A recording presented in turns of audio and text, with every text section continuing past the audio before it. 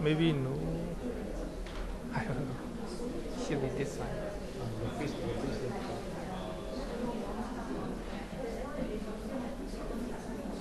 Yes, this one.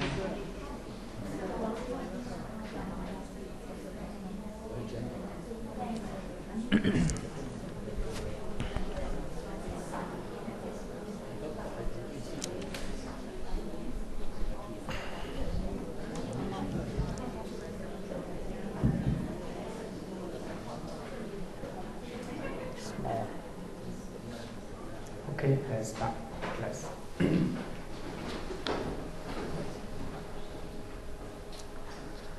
Namo tassa bhagavato arahato samma sambuddhassa. Namo tassa bhagavato arahato samma sambuddhassa. Namo tassa bhagavato arahato samma sambuddhassa. Good afternoon, everyone.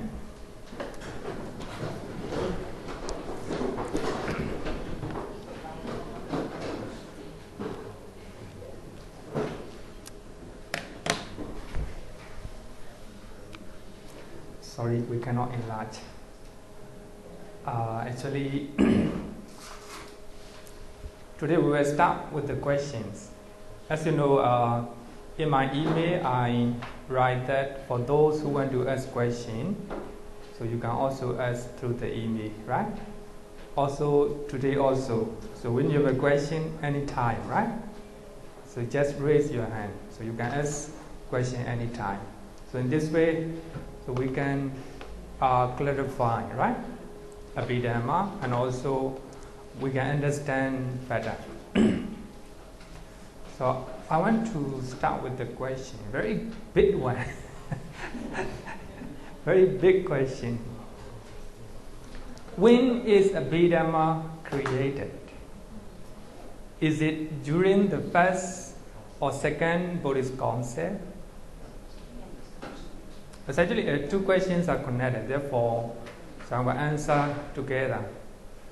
So, when did the notion of Buddha taught Abhidhamma in Tauranga started?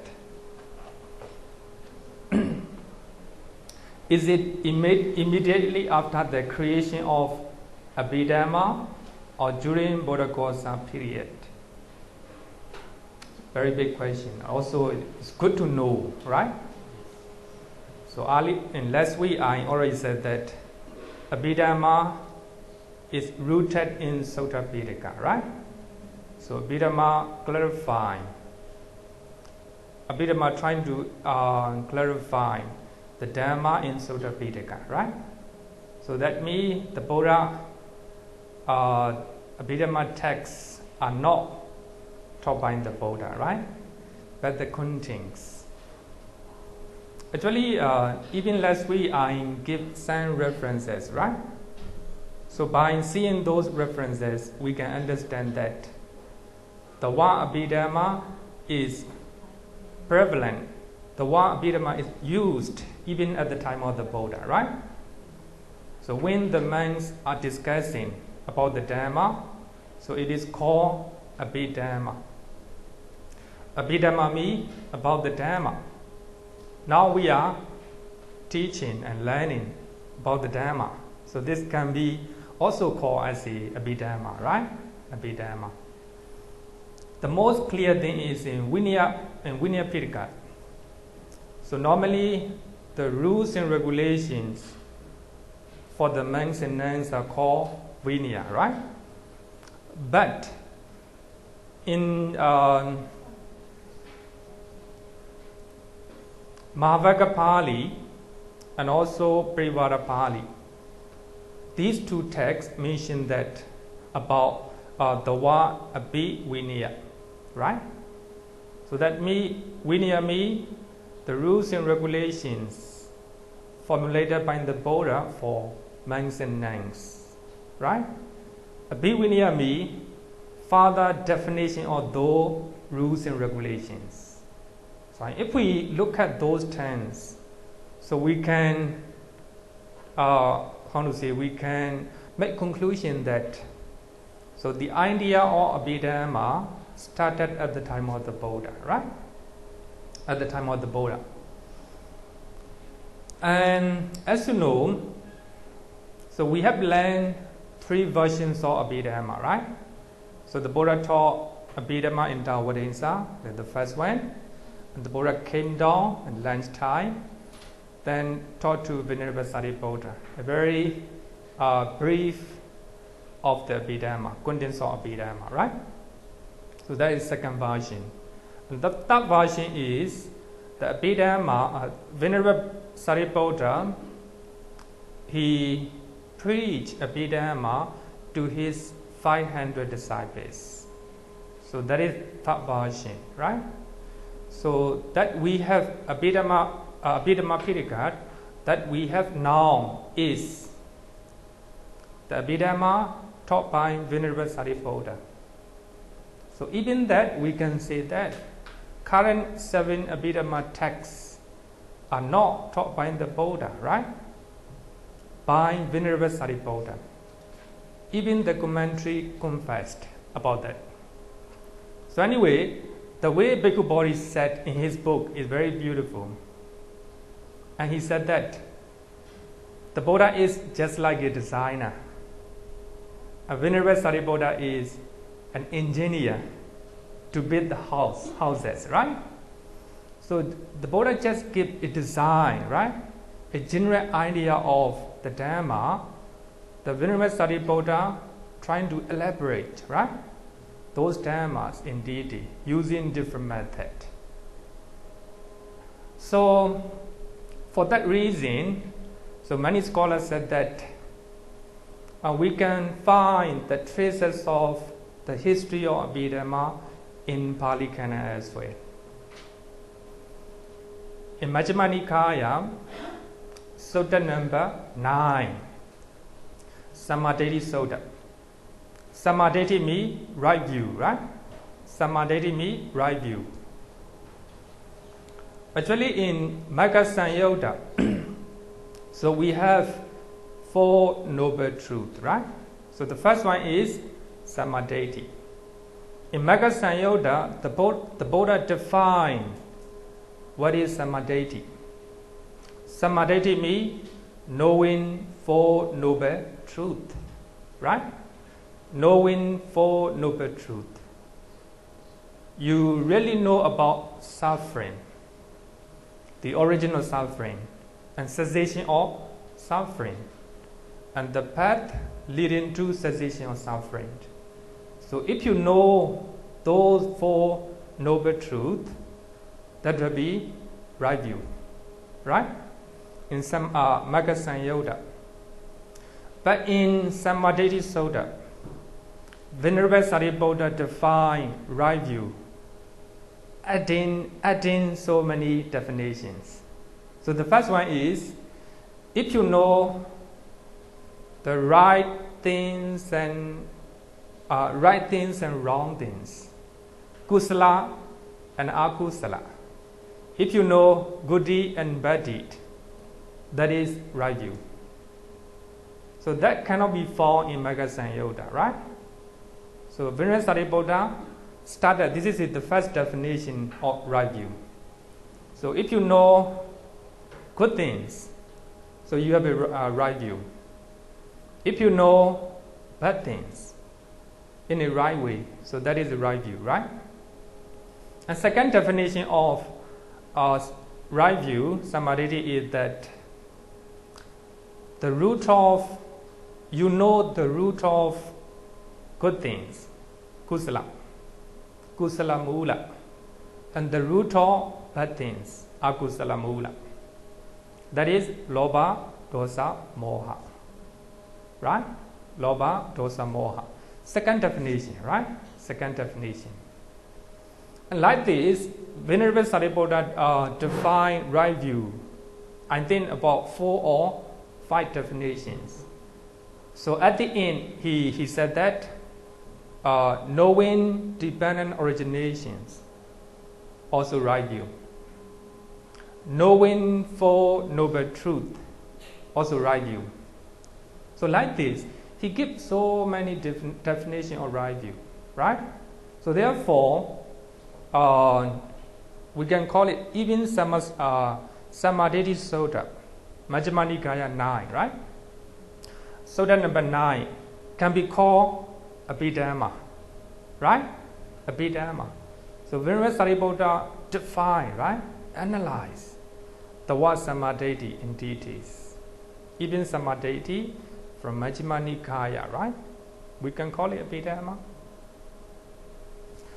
So in Majjhima Nikaya Sutta number 141, Satcha Vibhanga Sutta, analysis of Four Noble Truth, the truth. Actually, in that Sutta, the Buddha was staying in Varanasi, Isipatana, where the Buddha preached the first sermon, right? And at the time, the Buddha was talking to the monks.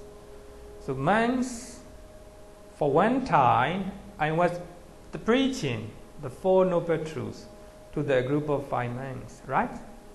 The Buddha was, how to say, recounting, right? Retold the monks that he preached the first sermon in that very place, right? And also the Buddha said that Venerable Sariputta and Venerable Moggallana are wise. They are wise, they are knowledgeable. And Venerable Sariputta is just like a mother who was born. And Venerable Moggallana is just like a nurse who look after. Because Venerable Sariputta, he preached the sermon in this way, the listener, the monks became Sotapanna.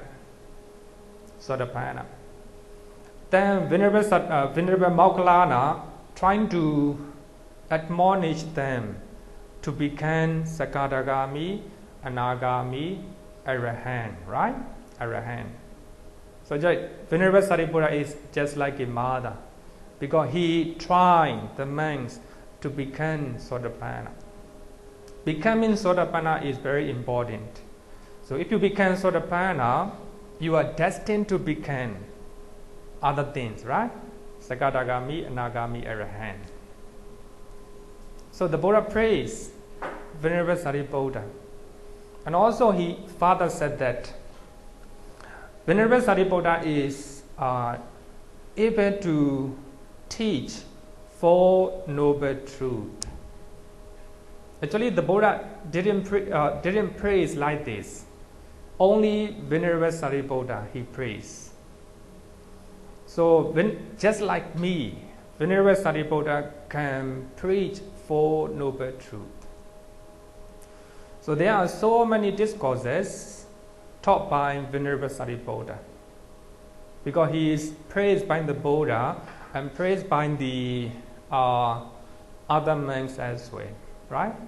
So for that reason, so many scholars make conclusion that so the authorship of Abhidhamma is started by Venerable Sariputta, right? Not by the Buddha. So just like that, the Buddha is just like a designer, right? He make design of a house, right? So Venerable Sariputta is just like an engineer. He built that house, right? Designer is very important, right? Without a good design, you cannot get a good house, right? So therefore, Venerable Sariputta is just like an engineer, right?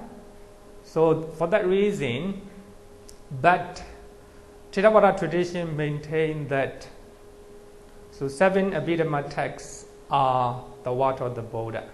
The commentary clearly said that. But in the story, so we can understand that the author of 7 Abhidhamma texts is Venerable Sariputta, right?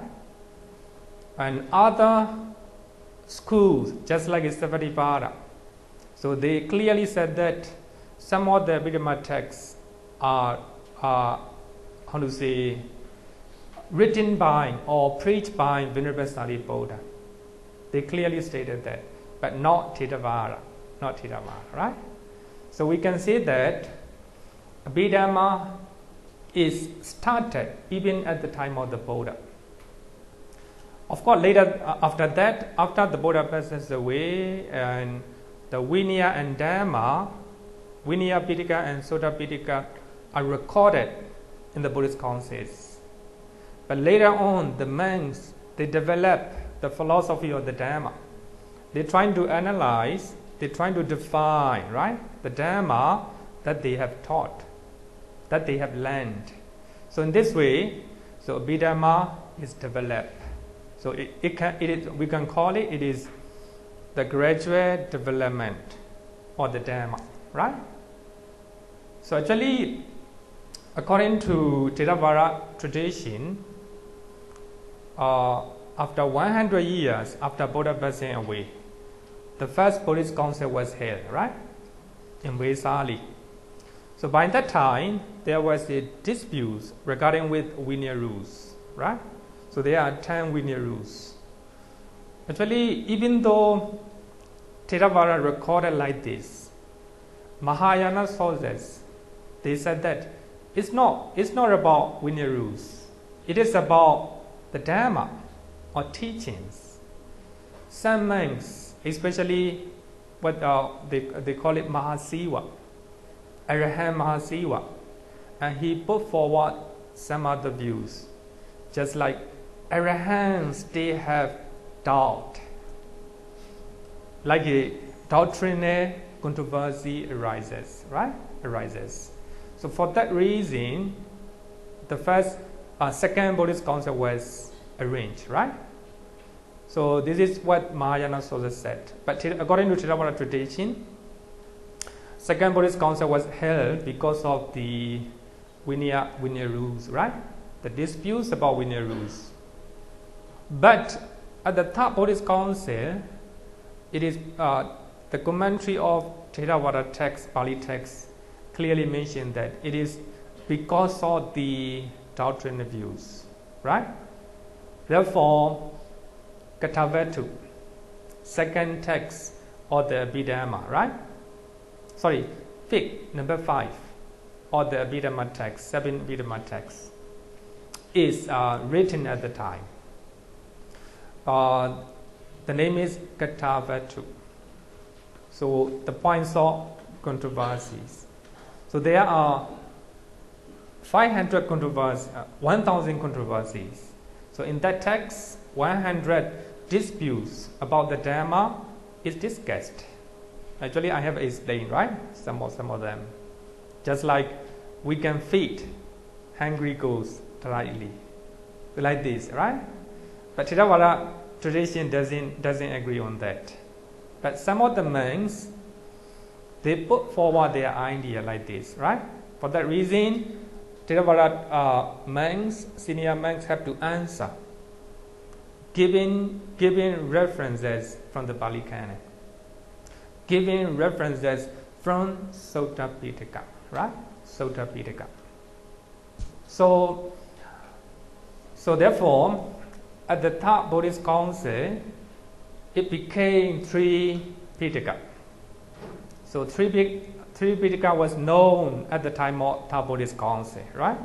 228 or something.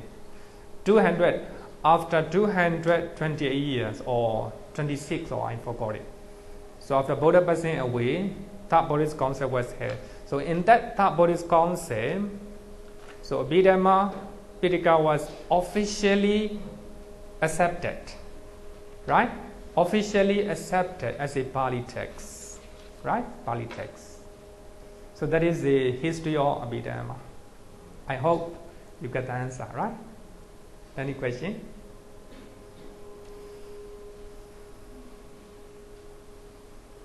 Any question?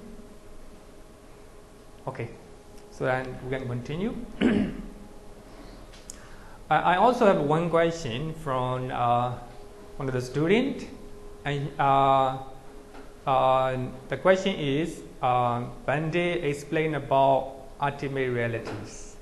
But today, of course, today I will explain ultimate realities, right? So what is Abhidhamma? This is my view as well, right? So actually this is a summary of what is Abhidhamma. Abhidhamma is rooted in the Dhamma from Sutta Pitaka. Abhidhamma trying to analyze the Dhammas, trying to define the Dhamma. So Abhidhamma will define Citta, Cettasika, Rupa, Nibbana. 4 ultimate realities, right? 4 ultimate realities. Define the name and terms, right? And classify. So here, define me who is Sammasambuddha, who is Vichika Buddha, who is Sotapanna, right? So Abhidhamma will define. And classify the Dhammas and explore their mutual relationship. How the mind and mental factors are related. How the mind and material phenomena are related, right? So Abhidhamma will define. So that is Abhidhamma. Abhidhamma further elucidates the important teachings of the Buddha from various perspectives and with the various methods. So as you know, Abhidhamma trying to further explain about 5 aggregate, 12 bases, and 22 elements like this. So it analyzed in detail. It is quite interesting that in Vipanga text, second book of the Abhidhamma text.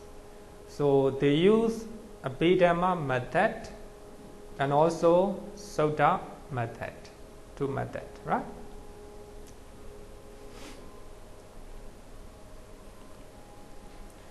Therefore, I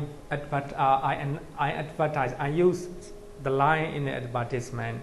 Abhidhamma is stereo mind and its interaction with the body, material phenomena, its interaction with the material phenomena. Actually, it is Nama Rupa. Just talk about Nama Rupa, right? So people interest by reading this line, yeah? Stereo mind, right? So they want to know about mind, right? Of course, you will know about your mind.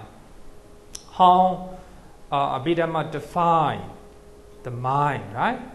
So we can learn with the 2 chapters, and Citta and Cettasika. So if you complete two chapters, so you will understand what Abhidhamma define about the mind, right? And chapter 3, 4, 5 define more clarification, give more clarification about the mind. And chapter 6 will talk about the matter of body, material phenomena, right? Like this. It is a comprehensive and refined Buddhist psychology and philosophy. Of course, it is a psychology and also philosophy. Very refined. Knowing it will enable us to manage our mind easily. Of course, this is we have to practice. If you just know Abhidhamma, you cannot manage your mind. You will know how to manage, right? So you have to do it by yourself. Therefore, the Buddha always said that you have to do yourself. We call it DIY, right? Akhataro Tathagata. So the Buddhas are just show the way, right? The very famous one. So we have to practice. So to manage our mind, we have to practice ourselves. But if you know about your mind, so what Abhidhamma said, according to Abhidhamma said, so you will be easier to know your mind, right? if we take Abhidhamma supplement, our understanding about the Dhamma will be strengthened. Here, the Dhamma means suttas. So if you know Abhidhamma, so your understanding about the suttas are clearer. So the meaning in the sutta will be clearer. So therefore, when I teach Abhidhamma, I use many suttas, because Abhidhamma and sutta cannot be separated, right?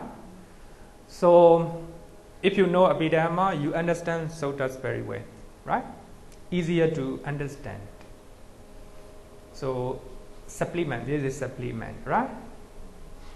Okay. Textbook for this course. So we will use Abhidhamma Sangha. Abhidhamma Sangha. So we will use this text to learn about Abhidhamma. So we cannot learn 7 Abhidhamma texts, right? So if we learn, it's really boring. You know, it's so many repetition. Because it's just like a philosophy, right? It defines Chetana or volition in many words, so many words. So what is Chetana? What is volition? So Abhidhamma defines so many words. It's really boring. So many repetitions. So when we learn Abhidhamma, actual Abhidhamma text, so we have to use the condensed one. So we try to remove repeated paragraph. So in this way, easier to understand. Easier to learn, right? So we are not studying 7 Abhidhamma texts. So we will use Abhidhamma Sangha as our textbook. So Abhidhamma Sangha means Abhidhamma, teachings mentioned in 7 Abhidhamma texts. Sangha means summary or companion or manual.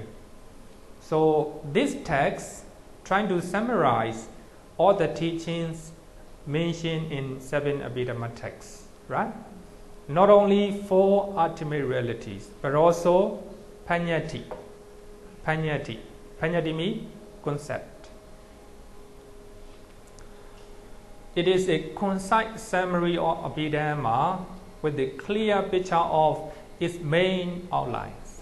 So I think if you learn this text, you will understand how condensed and how clear it is. The arrangement of the book is very, very nice, very perfect. It even goes beyond the scope of Abhidhamma texts.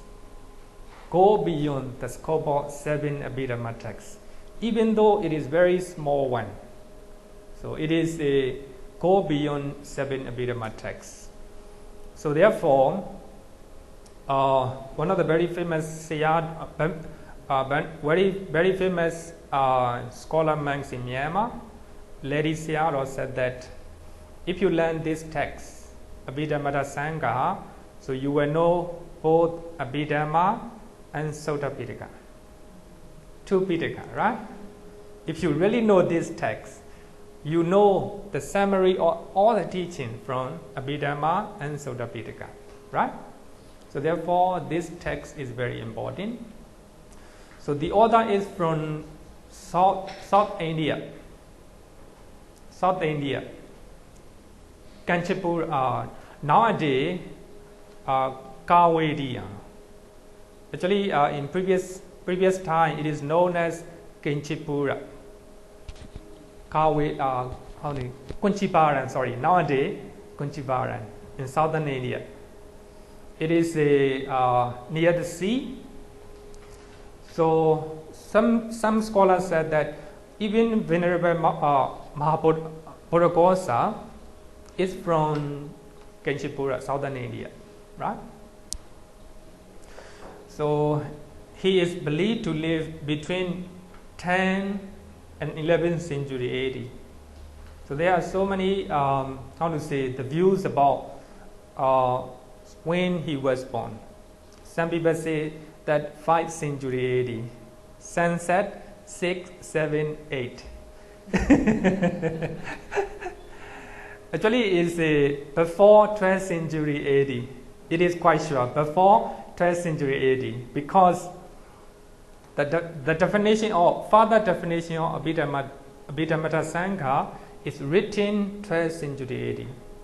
So he must have lived before that time. So there are so many controversies. Anyway, many scholars agree it must be between 10th and 11th century AD, right?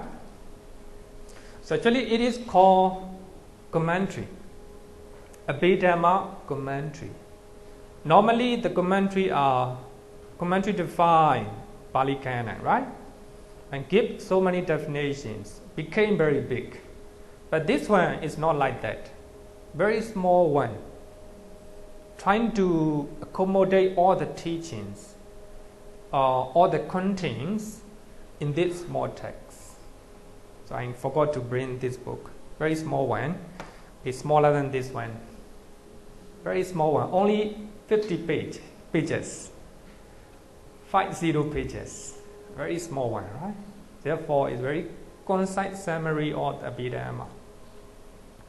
So we'll use this text. So Bhikkhu Bodhi said that the importance of this text.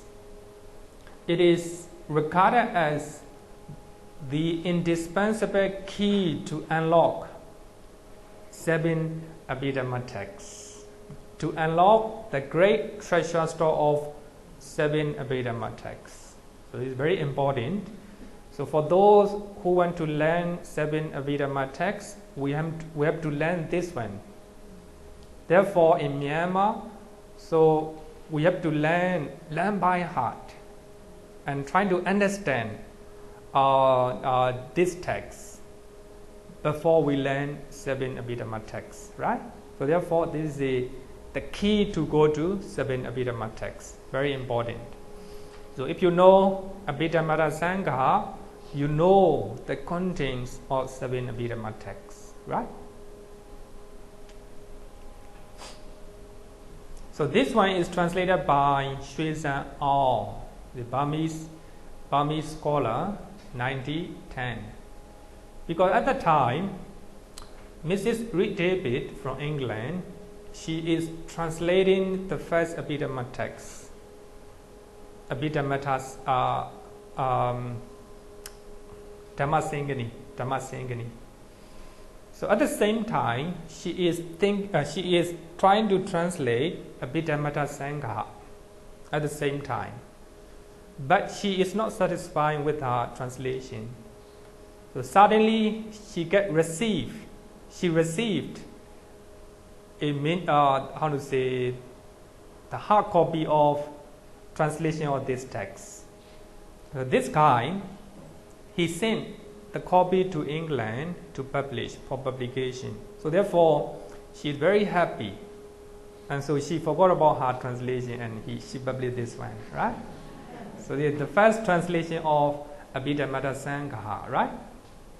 Second one is translated by Narada Mahathera, as you know, she is very well known scholar, 1970.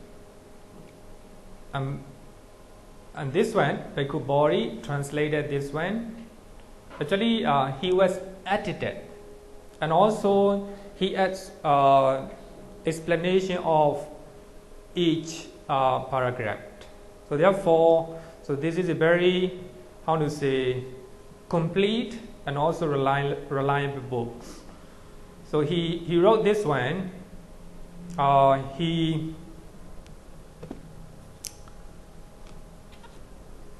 This is a comprehensive manual of Abhidhamma, and he used previous translations, and also he trying to fix English translation terms, and he used a suitable terms. And while he was arranging this one, he discussed with the 2 famous Burmese scholar monks, Usilananda, another one Urewata. So they are living, one living in England, another one living in US. So discuss, and he got sent explanation or writing from them, and he combined all. So therefore, he said that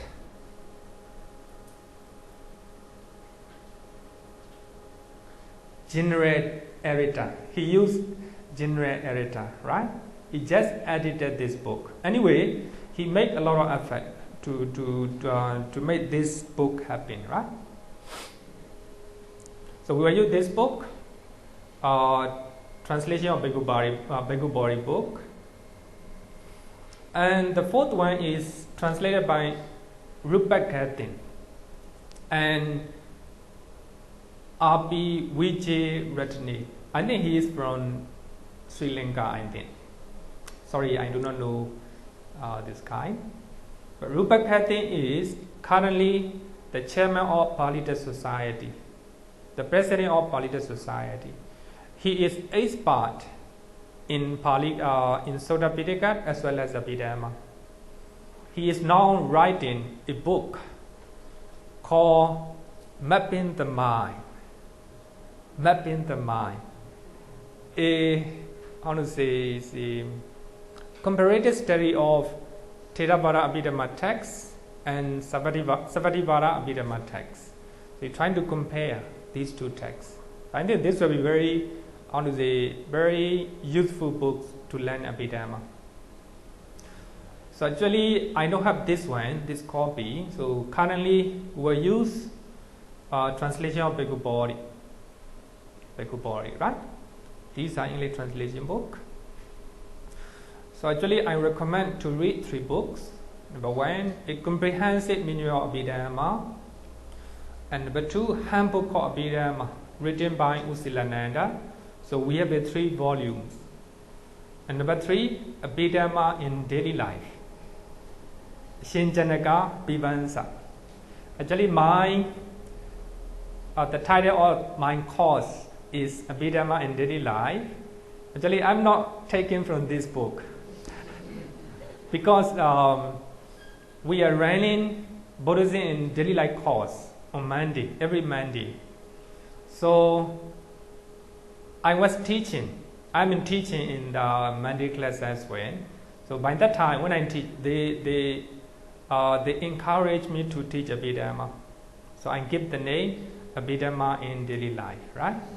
So and that is good because we can learn Abhidhamma and we can apply Abhidhamma in our daily life, right?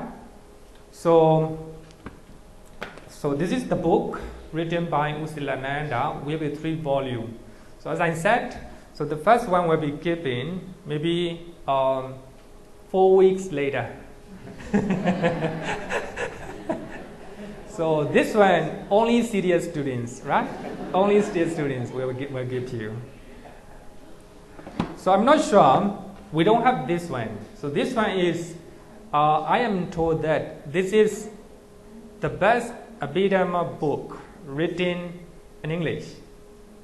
Somebody told me that, recommend me that.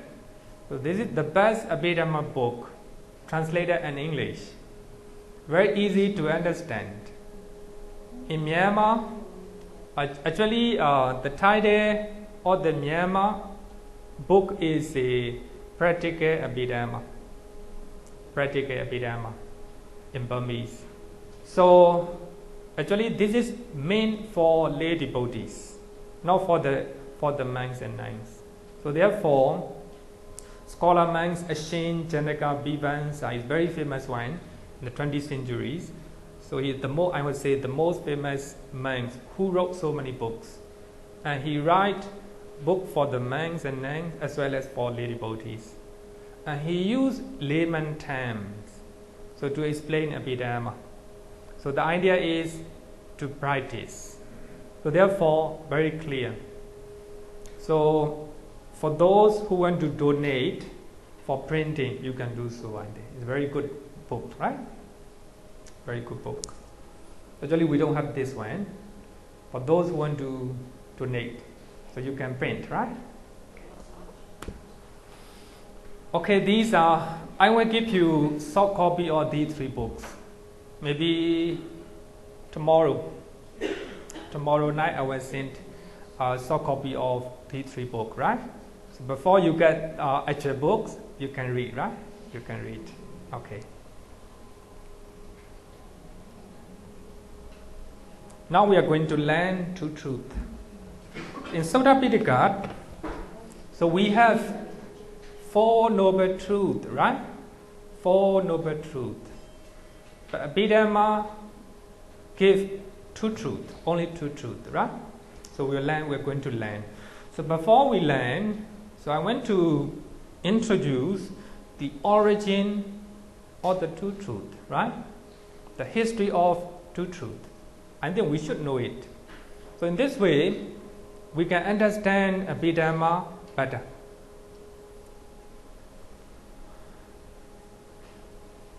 Grunadasa, a very famous scholar from Sri Lanka, and he wrote Theravada Abhidhamma.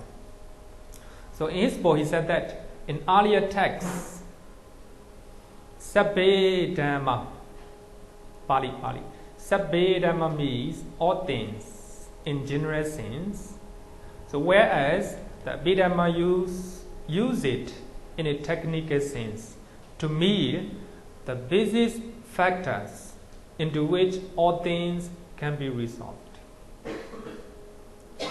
The basic Abhidhamma defines the basic factor that can combine all. That is nothing but 4 ultimate realities, right?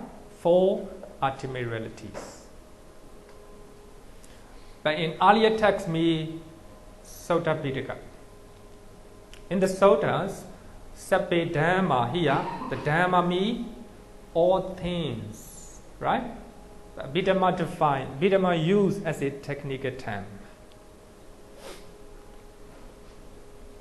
Sabbe Dhamma anattati yatha panyaya pasati atha nebendati dokhe esamako visodiya. I think for those who are attending Maranasati all the time, you will know this one, right? So Maranasati, when somebody dies, we chant, right? Maranasati, the recollection of the death. So this is one of them. Sabbe Dhamma anattati. Actually, Grunadasa, Mr. Grunadasa, he referred this one. Sabbe Dhamma anattati. Yatapanyaya. Translation is all phenomena, all things are without self. All phenomena are without self. That's very important. If you really understand the first line, you become Sotapanna.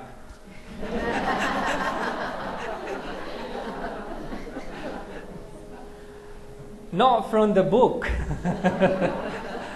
not from the teachings. You really understand by yourself. If you really understand, become Sotapanna, right? Actually, many suttas, when somebody becomes Sotapanna, they mention a particular one line that talk about this one. All phenomena are without self. Actually, in suttas, it's not talking about self. It's talking about the nature of impermanence. Wherever has the nature of arising, it has the nature of cessation. The impermanent nature of a nature, right?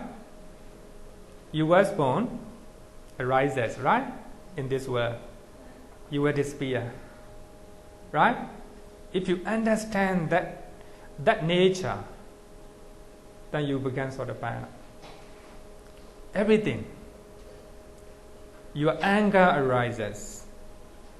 It also has the nature of cessation, right? Your love arises. It also has the nature of cessation, right? If you understand that nature, the impermanent nature of everything, all the phenomena. Here, Dhamma means phenomena. Then you become Sotapanna. So the Sutta mentioned with the in the light of a nature, right? But wherever has impermanent nature is suffering. If it is suffering, it also without self, no self, anatta. So actually these three are connected each other. But here in this stanza, so the Buddha show with the anatta, right? All phenomena, dhammas, are without self. Here, dhamma means not teaching, right? Phenomena. All phenomena are without self.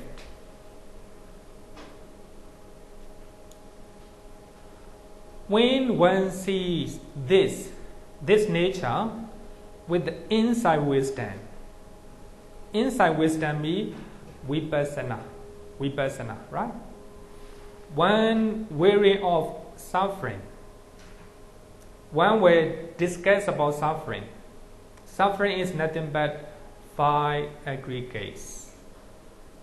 In the first sermon, the Buddha said that, in brief, clinging to 5 aggregate is suffering, right? Suffering. So actually, if you have this nature, if you understand this, all phenomena are without self. So you will have, if you have this Vipassana knowledge, and you were weary or you were disgusted about suffering. So this is the path to purity. This is the path to purity. The purity means the path to Nibbana. Purity means Nibbana. So actually in this path, we can learn that all phenomena, Dhamma means phenomena, are without self. So when you understand this, and you were not, you were discuss about the clinging to 5 aggregate. So this will be the path to Nibbana. So the point is, here we have to know the definition of the Dhamma. Dhamma means phenomena. It can be mental, it can be physical, right? Mental and physical phenomena is Dhamma. Dhamma in original sense. Dhamma means, actually the commentator, the commentary of the first Abhidhamma text mentioned that the Dhamma means the phenomena that bear their own intrinsic natures. The phenomena that bear their own intrinsic natures. Actually, please listen carefully. It's a very, very subtle point of the Abhidhamma text. So if you understand today's teachings, you understand Abhidhamma. So otherwise stay confused. Very subtle point, right? Also, I want to link Abhidhamma and Sutta Pitaka, right? So it's a very important one. Today I might exceed,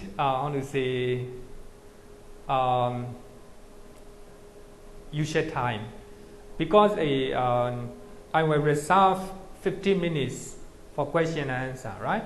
Actually, one of the students requests me to do so. So that our actual time is 1.5 hours, right?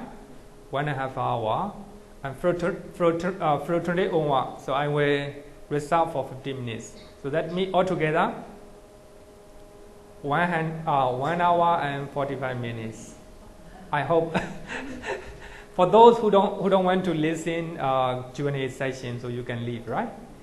So normally our teaching hour is 1.5 hours, right? So another 15 minutes wait for question and answer. According to the commentary of the first Abhidhamma text, the Dhamma means the phenomena that bear their own intrinsic natures. So that is the definition of the Dhamma. Phenomena, right? So that is ne satta ne jiva sabhava. Very important Pali line.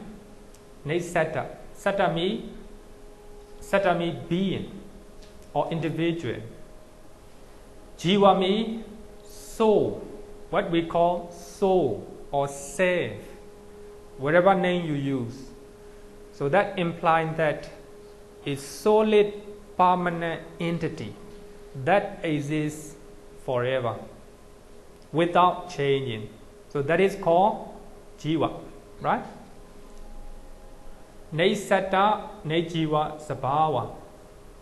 Intrinsic natures which has neither any being or soul, just nature. There's no being, there's no soul or self.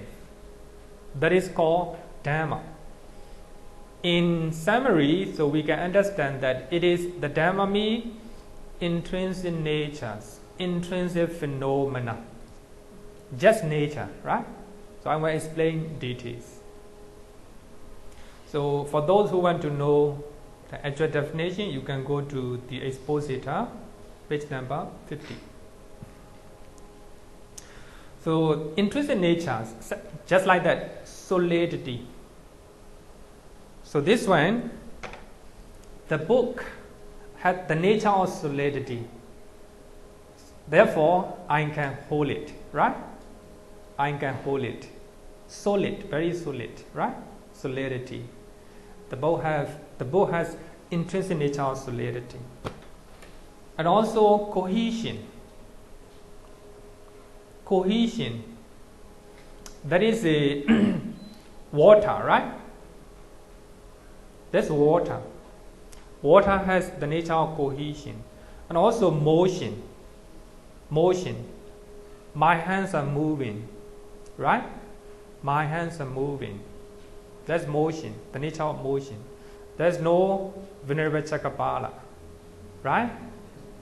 There's no name, no individual, no beings. So just intrinsic natures. And also the heat, tejo. Actually, now we switch on aircon, right? It's cold. The cold also the nature of tejo. The heat also the nature of tejo, right? Actually, I forgot to use the word temperature. Actually, it's better to use temperature, not heat. Actually, is a heat also tejo, and cold also tejo, right? So they actually solidity, cohesion, and temperature, and motion. These are, four great elements that every material phenomena stem from, right? Come from. So these four material phenomena are very important. So every object, my body, the table, the buildings, everything has these four intrinsic natures, right? Intrinsic natures. And also the awareness of an object, Citta. Citta, the intrinsic nature of Citta is the awareness of the object. When I see something, I am aware. When I hear something, my mind aware. So its nature is awareness of the object, right? And also experiencing an object, that is feeling. So when you encounter good things, you will experience the good things, feeling. So there is their intrinsic nature. So that is called Dhamma. There's no being, there's no I, there's no you. So I and you are just concept or just imagination in our mind. There's no individual, just intrinsic natures, right? Just the Dhamma.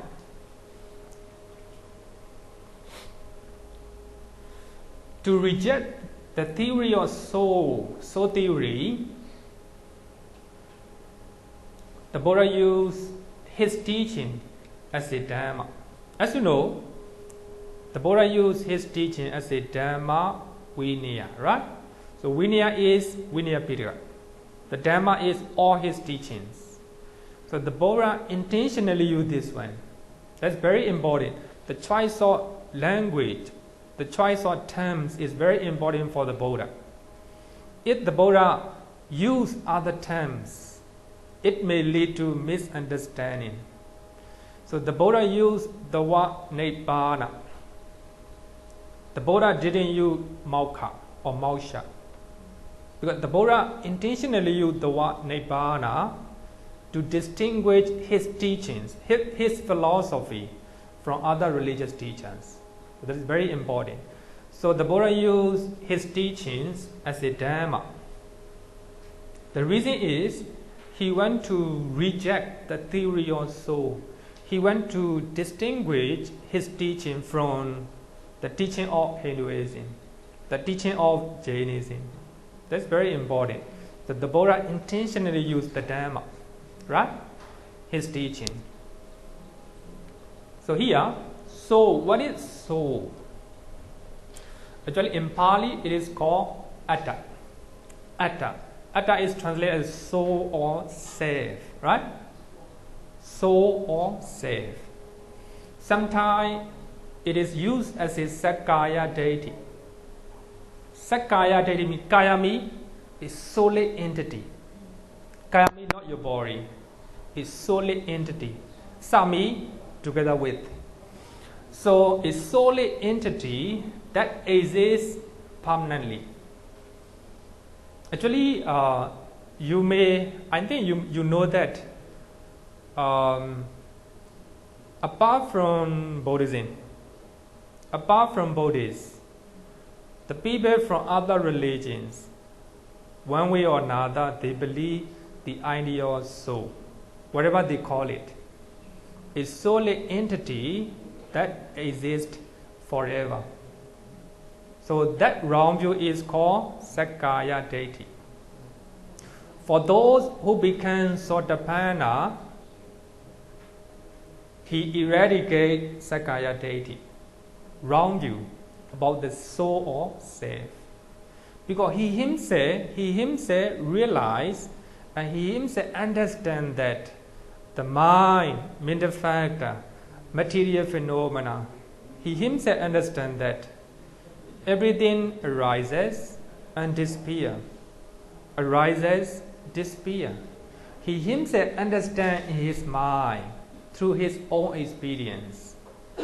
For that reason, for Sotapanna, he doesn't have any wrong view about soul or about self, right? Even Taoism, right? They believe, right? Soul. Christian, Islam, anyone, even Jainism, they believe soul, right? A solid entity that exists forever. It will move from life to one life to another. For Hinduism, it's quite clear that so the soul never died, right?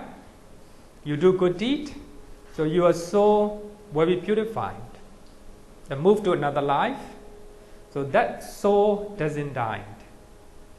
And when you when your soul is totally purified, so that soul will reunite with the super soul, a great soul, right? Actually, therefore, apart from Buddhism, any religions, they believe the idea of soul. Actually, when you want to extinguish Buddhism from other religions, Buddhism reject the idea of soul. Other religions accept it in one way or another. So that is different between Buddhism and other religions. But in surface level, you cannot distinguish. But when you are meditating seriously, you will understand a little bit. Mind arises, at once disappears. Scientists, they know that.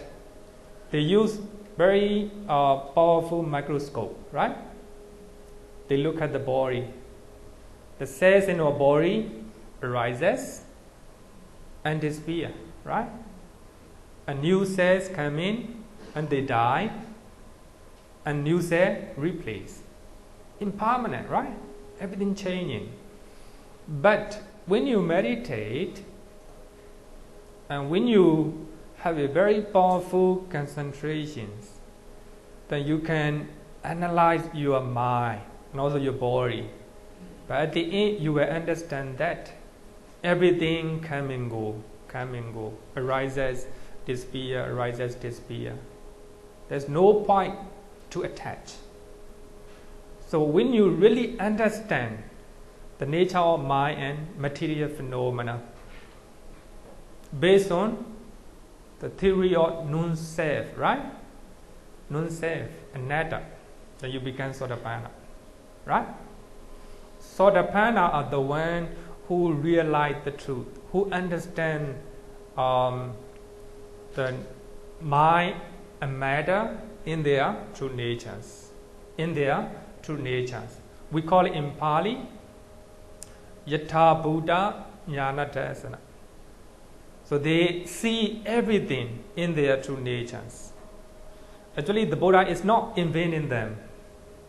They are happening in their true natures, in their intrinsic nature. Therefore, it is called Dhamma. The Buddha didn't create the Dhamma, but it exists all the time. The mind exists all the time, but it arises, disappears. There's no solid entity that exists all the time, right? So now, when we learn about Ahituka Cheda, we will know that Chakku Vijnana, right? The eye consciousness. So Abhidhamma used the word consciousness, and the Buddha also used the word consciousness in many suttas. But in one time, so one of the monks called Sati, and he is preaching his view, he is explaining his view that it is the same consciousness that go one after another, one life after another. The same consciousness that experience, that speak, and that feel wherever we have done. And many monks hear his idea and they said that, so you are holding a wrong view. The Buddha is not preaching like this. You are accusing the Buddha. And they couldn't debate with him. So therefore, they report to the Buddha. And the Buddha summoned Bhikkhu Sati to come. And the Buddha said that you use the word Vijnana, consciousness.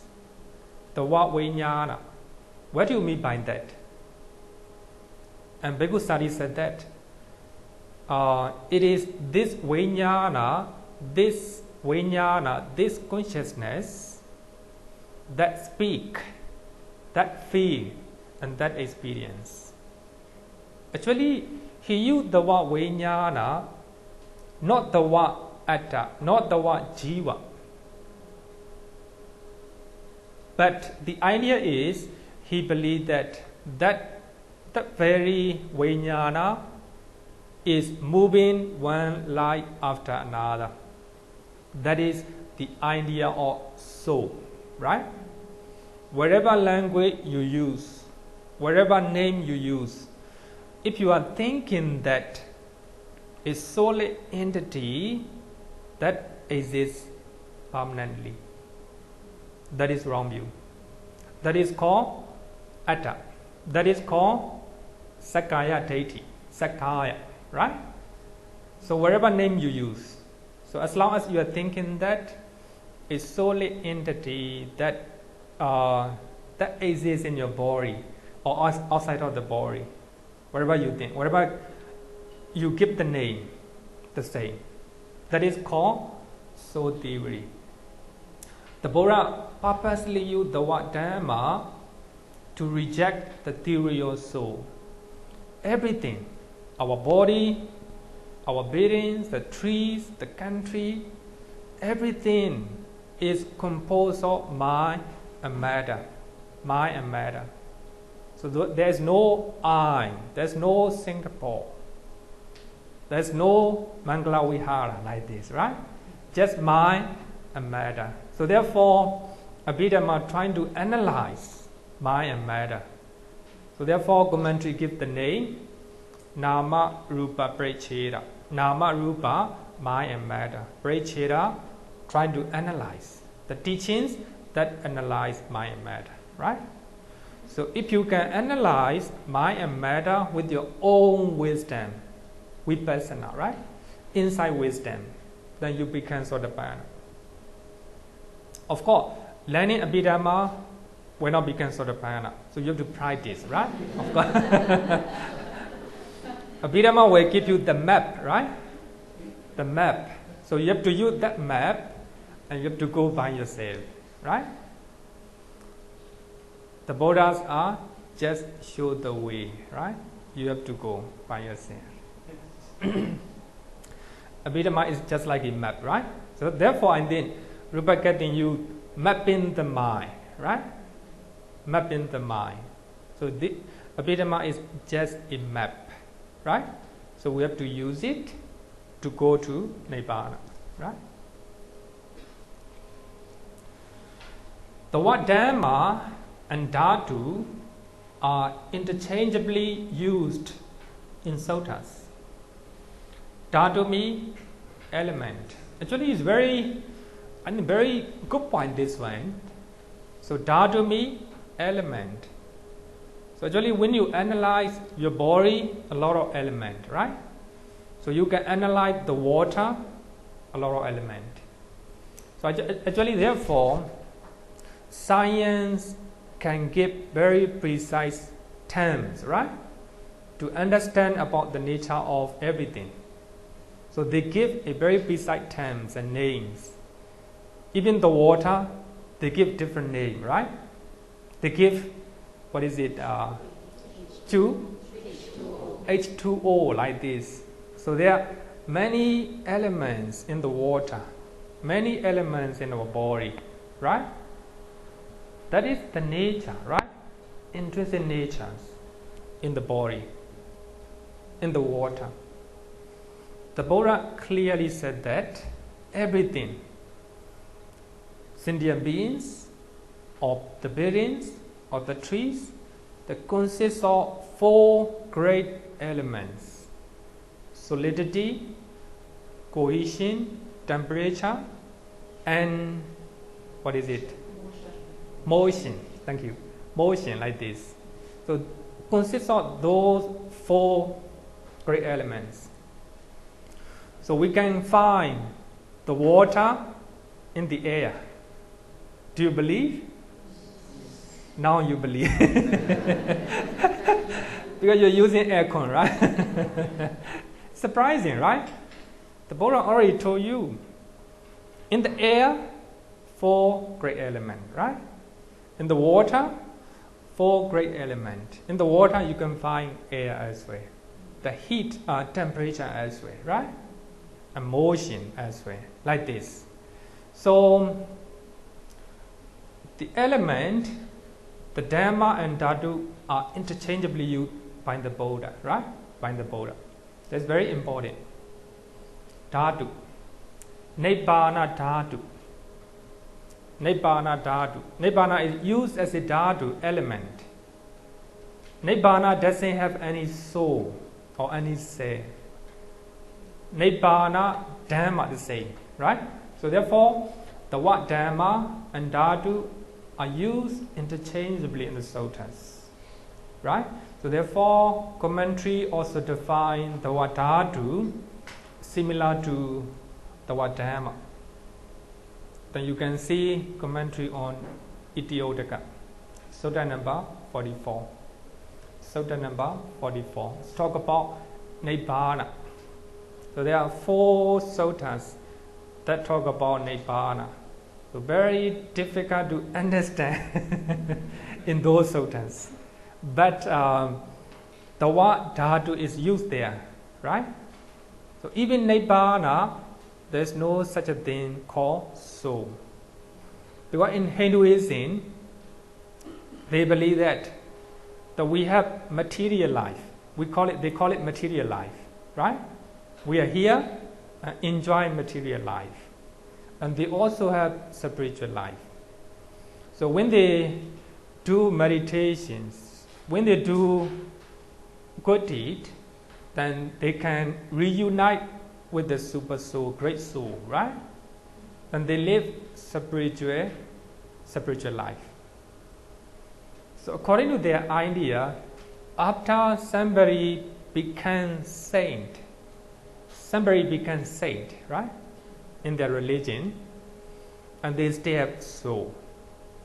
And Nibbana, even Arahant died. There's nothing left. There's no even soul. There's no soul, right? So therefore, the Bodhayudawa Nibbana Dhatu. So what I want to say is, everything has their own nature, right? The nature, mental and material. That is called Dhamma, right? So therefore, Abhidhamma means the further definition of those intrinsic phenomena, those intrinsic natures, right? So therefore, Abhidhamma will analyze mind and matter, right? Mind and matter. Two truths in Abhidhamma. According to Abhidhamma philosophy, so there are two types of truth. Sometimes used as a realities. The same, right? The truth or the reality the same, right? Number one, the conventional truth, samudhisacca. Conventional truth, samudhisacca. I will explain it in detail. It is also used as a panyati. Panyati, I will translate as a concept or imagination. Something which is known among the people. Singapore, the name Singapore is known among the people here and all over the world, right? Singapore. Burmese doesn't call Singapore. They call Singapore. China, they call Singapore, like this, right? Different names. Just given the name, right? So that is called conventional truth, right? Nowadays, it is known as Singapore. Maybe later it may change, right? So this conventional truth doesn't exist. It is not reality, just given the name, accepted by the people. So therefore, conventional truth is called Ohara. Ohara means names and terms. Samudhisacca, Panyati, or Ohara, they are the same, right? So I will explain one by one. So easy way is the names and concept in your mind. So we have our name, right? We have imagination or concept in our mind. So when I see somebody, I have concept about that person. When I think about Mangala Vihara, I have concept or imagination in my mind, which is different from others, right?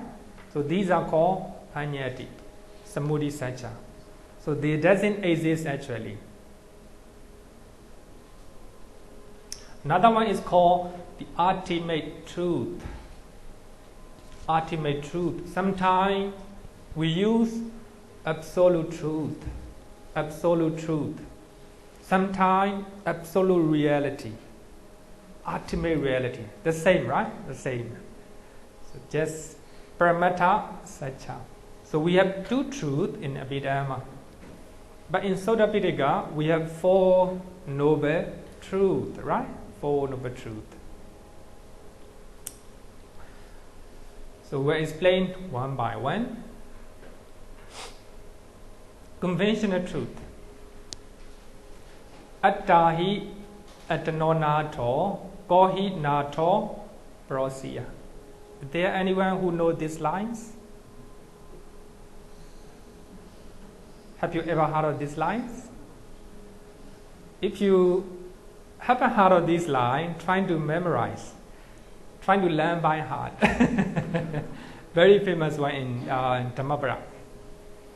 YMBA students, you should know this one. Dhamma, verse number 160.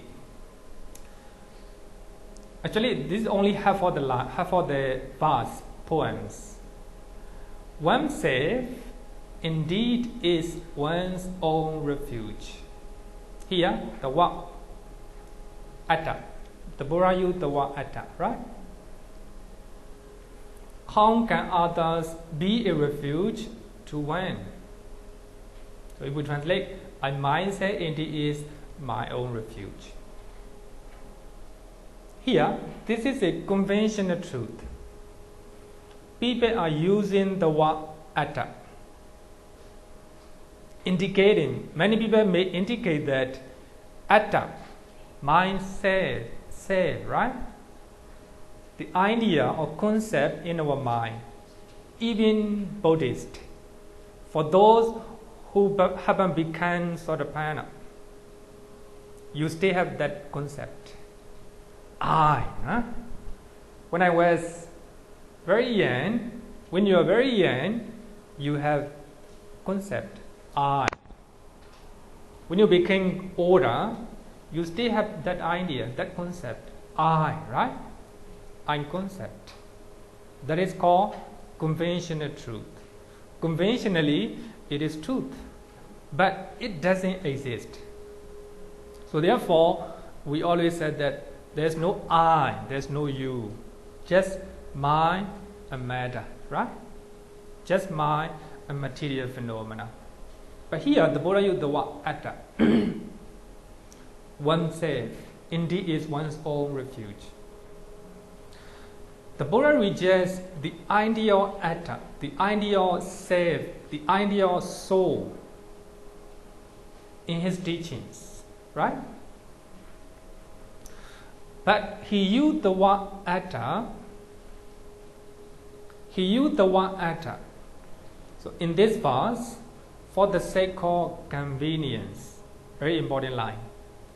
For the sake of convenience, to convey his teachings to the people. Actually, he doesn't believe the ideal atta. The word atta here means self.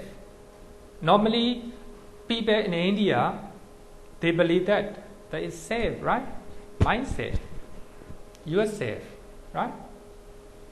Normally, when you're thinking about ourselves, we have wrong thinking that myself, when I was young, myself, when I grow old, myself, the same, right?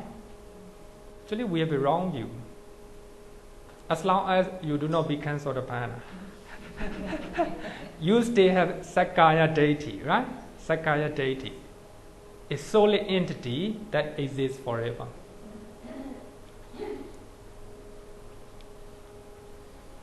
He just used the names and the terms accepted by the people as the truth. Actually, to explain his teachings, the Buddha had to use names and terms prevailing at the time. Right? Therefore, the Buddha trying to avoid the word jiva. Jiva is very, very controversial word. Jiva means soul or self. The Buddha trying to avoid those controversial terms. If he used those terms, it will lead to misunderstanding. So therefore, Abhidhamma teaches, Abhidhamma trying to avoid those controversial words. He used the word Citta, he used the word Cittasika intentionally, because he want to define there is no being or no soul, just mind and matter. So therefore, Abhidhamma trying to define the terms as well. Not only the teaching, trying to define the terms as well, right? So later on you will understand that. Even though in this verse, in Dhammapara, the Buddha used the word atta, but he doesn't believe the idea of atta, the idea of self, right? The idea of soul. So therefore, here the word atta means it is truth, but not ultimate truth. It is conventional truth only, right? I hope you understand. You got it? Okay. Another one, it is from Mahaparinibbana Sutta. Tasmatihananda atta dipa viharata atta sarana aninya sarana dhamma dipa, right?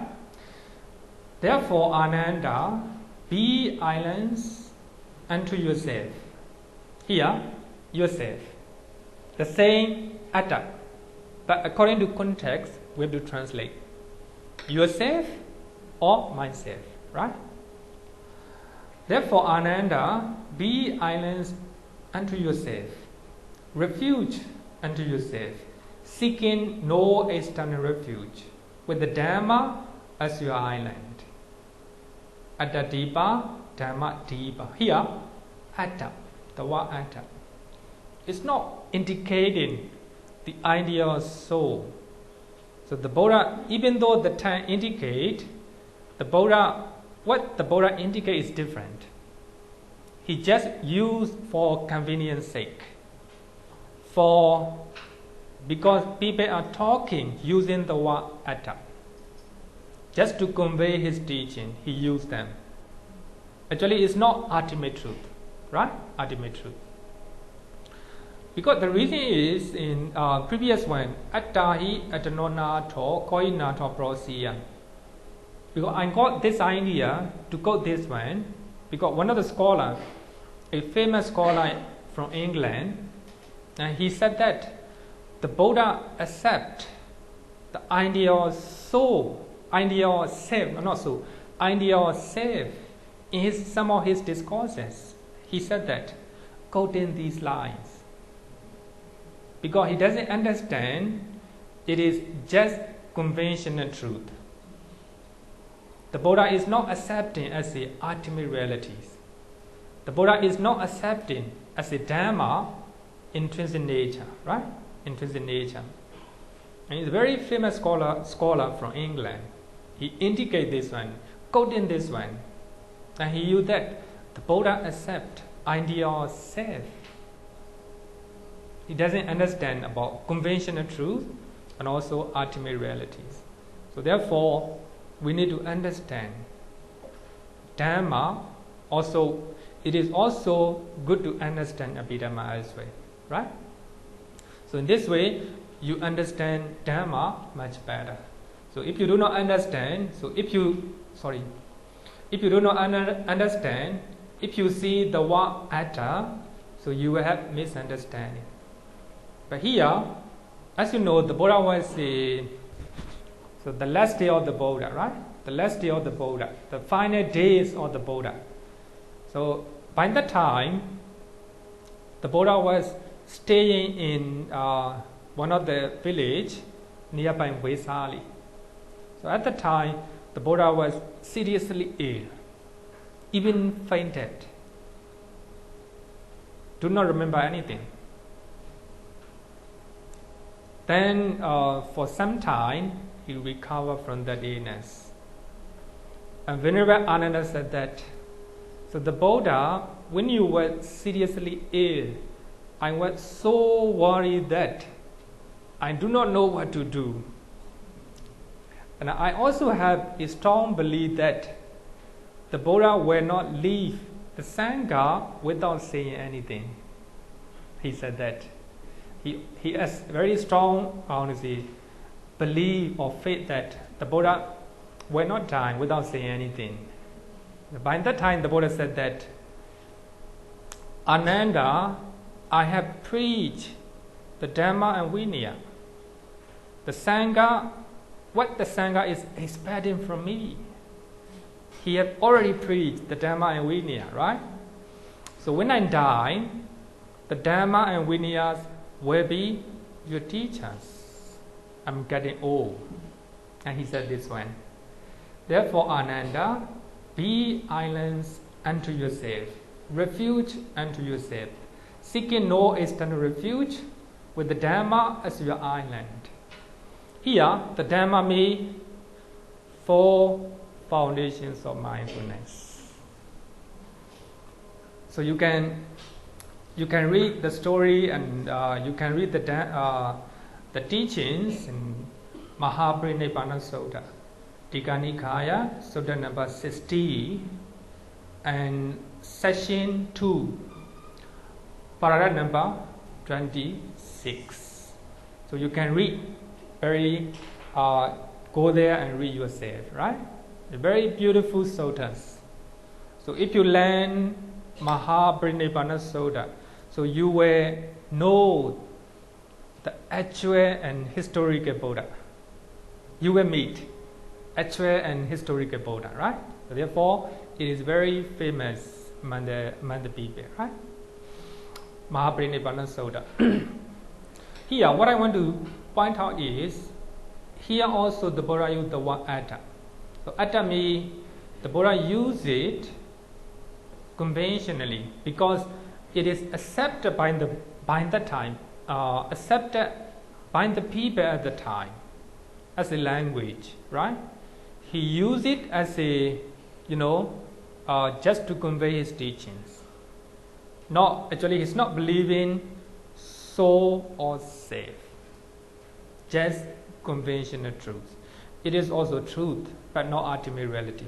It doesn't exist, right? Any question? Then a little bit going.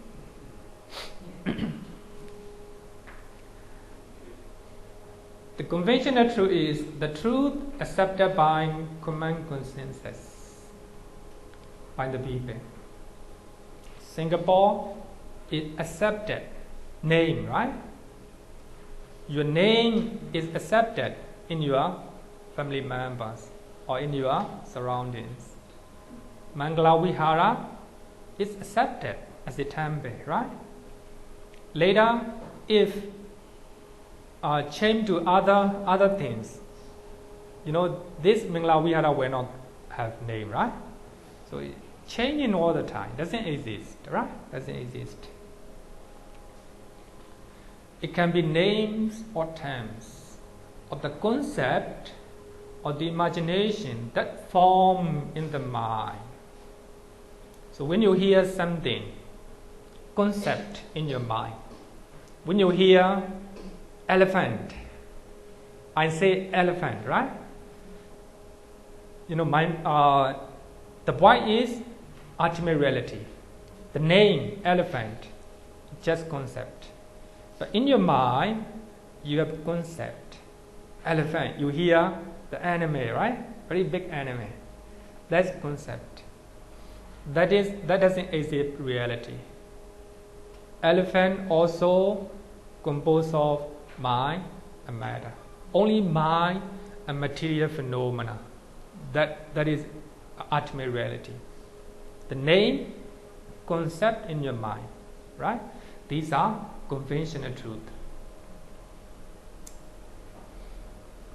In the mind, based on sensory impulse from external environments, it is the product of mental construction. So our mind construct concept, imagination, right? Idea. All these are concept. All these are samudhisacca. So it is subject to change from the time, right? And previously, Singapore is named as, what is it? Thammasat, right? Singapore is named as Thammasat. Myanmar is named as Burma, right? Doesn't exist. Just imagination, name, just name, right? Any question? Okay, let's go. I think today, 4 o'clock, we cannot go to ultimate truth. I think for 50 minutes, Q&A, question and answer.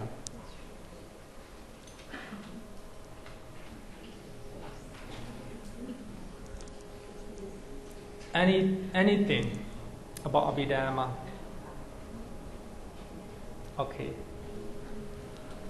I would like to ask, how easy is it for lay people, laity to have this idea of Dhamma? Is it convenient for normal people, laity to practice, or the, what do you call it, the Sangha? Very good question. Is it a good idea to learn Abhidhamma as a normal people? I think it's of course, we are learning about mind, right?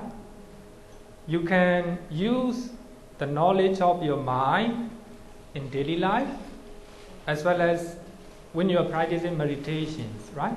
To attain Nibbana. So you can use this knowledge in your daily life, therefore, Abhidhamma in daily life. Of course, for the time being, today we are talking about the conventional truth and also ultimate truth. These are very hard and very subtle one to understand. So therefore, I said that today a little bit boring. So I think later,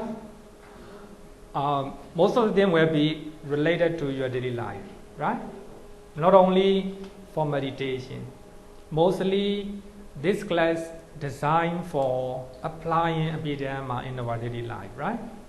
I think we should learn because it is the knowledge about mind and also material phenomena. Question?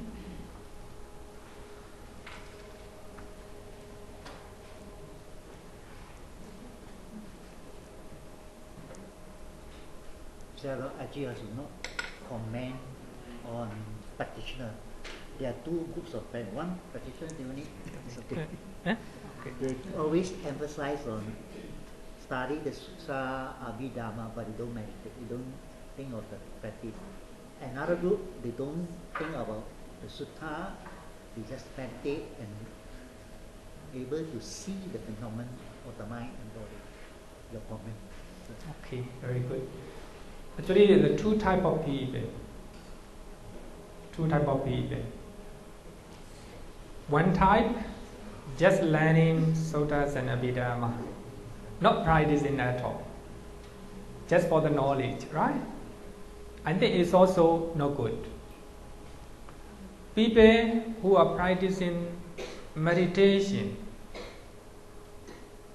they should know about the suttas and Abhidhamma as well. But of course, prior knowledge about the Dhamma and suttas, you can also attain, some awakening. Of course, you can get it. But as you know, there is only one person who doesn't learn the Dhamma and attain enlightenment. Who? Only the Buddha. The Buddha, right? In Arupa, in material realm, there is no material form, no matter, no body, just mind, right? The Arupa realm, nobody becomes Sotapanna in Arupa realm. The reason is no body, no ear, right? No ear. Because the ear, you need to listen. Actually, learning me, listening the Dhamma as well, right? Listening the Dhamma as well. So in Arupa realm, no one can become Sotapanna. But of course, for Sotapanna, after they became Sotapanna, they can get rebirth in Arupa realm. It's another story. Because in Arupa realm, you can become Sakadagami, Anagami, Arahant. Because after you become Sotapanna, you can practice, right? You can practice by yourself. So the point is, without listening Dhamma, you cannot become Sotapanna. So one of the main qualities of the Sotapanna, for those who want to become Sotapanna, also listening the Dhamma. In other words, learning, right? Learning. And so actually learning can be many ways, right? Some people listen the Dhamma, it's also learning. Some people come and attend the Dhamma classes, also learning, right? So different type of learning. So if you think that we don't need to learn Abhidhamma, we don't need to learn Soda, just practice, it's also wrong, right? It's also wrong. One way or another you have to learn, right? And there are also very extremes about the Abhidhamma. Many of the Theravada monks, the orthodox Theravada monks, they say that to attain Nibbana, before you practice meditation, you need to learn Abhidhamma. Without Abhidhamma, you cannot attain Sotapanna, Sakadagami, and like this, right? Like this. It's also another extremes.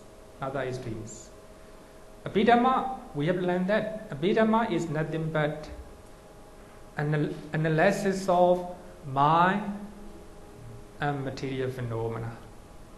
Nama Rupa, right? Nama Rupa. But just learning Abhidhamma is just knowing, right? We call it intellectual understanding, not practical understanding. But intellectual understanding also very important.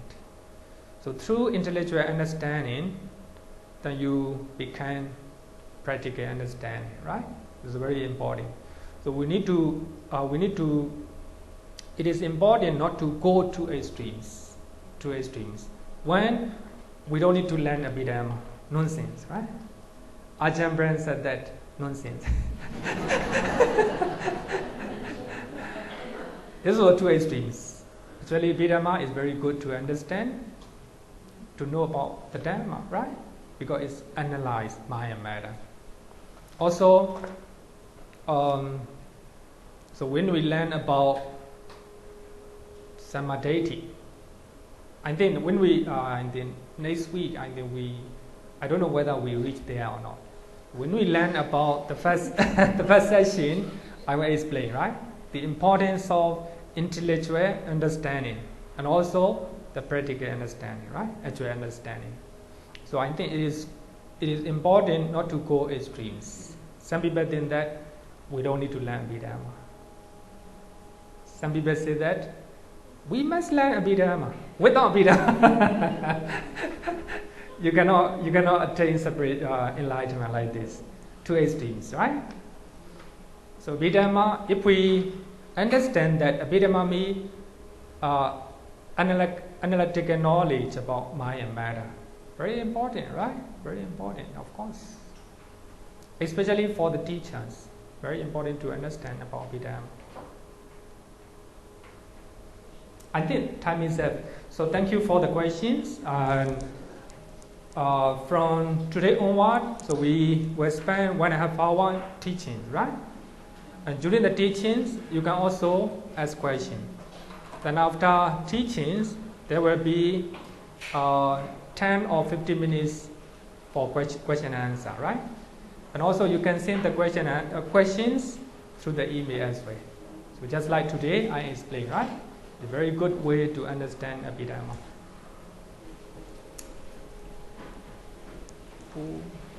Teacher Lily, who can chant? It's okay. I want to chant myself.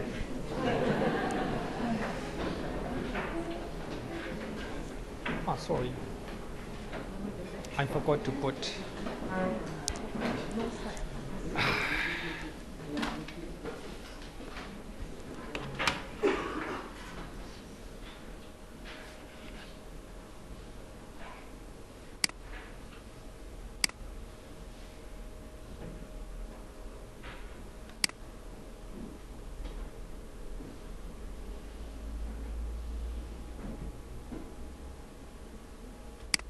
Let's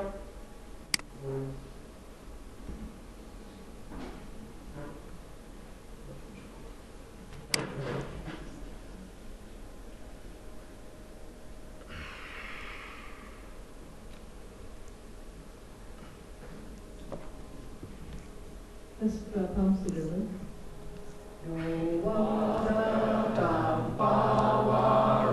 Manu Jesu Sakyamuni Bhagavata Kecho Paragato Bala Viriya Samangi Dansuka Dansaranatamu Raga viraga mani jama soka Dhamma masanga Dhamma patikula Madhurani mambagunam suvipata Dhamma mimam saranatamu bemi Yata jadina